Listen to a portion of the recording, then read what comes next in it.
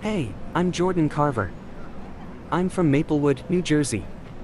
My family was very traditional. There was always sports on the television. I'm one of three boys, grew up with my grandparents in the house, so there's a lot of family around. My whole block was at least like 50 to 60% relatives, so very Italian neighborhood. I always say I had really no choice but to be gay, because I had an Uncle Tony and he had a dog named Rocky, and across the street from our house was an Italian gentlemen's club called the Harmony Lounge, and my father was president for about 10 years. But one night, I think I was about 6 years old, I don't know what made me do it, but I went into, everybody, my whole family, was across the street, and I went into my mom's room and I got a big t-shirt and put a belt around it. I think I put on some makeup, and I made my way across the street to the Harmony Lounge, while my family and all the relatives and people from town were hanging out. And I walked in, and I remember, it wasn't like an anger, nobody yelled at me, but I remember a circle of people surrounded me and kind of ushered me back across the street home. It was a bit of shame, like I knew I'd done something wrong. I knew I'd done something that they didn't approve of. So I think that kind of informed me as I got older and started to come into my own. In high school, I was lucky enough to find a large group of gay people and lesbians really fast, so I found my tribe very early. My family kind of knew that I was different and my family kind of knew that I had different interests in life. And they definitely accepted me, so I never really had a hard time. But I definitely tried to hide certain things and definitely tried to not embarrass them. My family was pretty well known in town. So then I went to college and all that, and I only went to college for about a year and a half. The 90s happened, I moved to New York. I started working for Housing Works thrift shop, so that was a big introduction to queer life.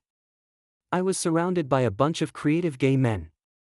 It was also an organization that was a child of ACT UP, so that kind of informed my activism. I was a club kid in a way, 90s, early 2000s. Limelight was a big space, big place. Found my community there and you'd see people every week on the dance floor. So then 9/11 happened and it was like a big. I was working at a restaurant. I bartended that entire day, watched the towers fall over and over again on the news. And it really affected me, not because I didn't really know anybody who was in the building at the time, but what it affected me in a way that I became a little more reckless in knowing that I could die at any moment. It was a scary time, and anything that ever happened after that, if there was an explosion or if there was an elevator stuck, you immediately assumed it was terrorism. I became a little more reckless in knowing that I could die at any moment. So I had already been a club kid, partying, doing ecstasy, doing this and that, but I think right after September 11th is when I picked up doing crystal meth. I would use it to have fun at the clubs. We would do it, we were able to dance for hours and hours. Some of my friends would disappear after a certain point of time and go to the sex clubs and we wouldn't hear from them for a day or so. I never went into that direction, really.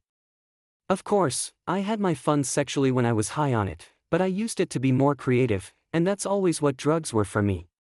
I was definitely addicted. Of course, you're not eating, you're not drinking enough water, all that kind of stuff. It's definitely not a healthy thing to do.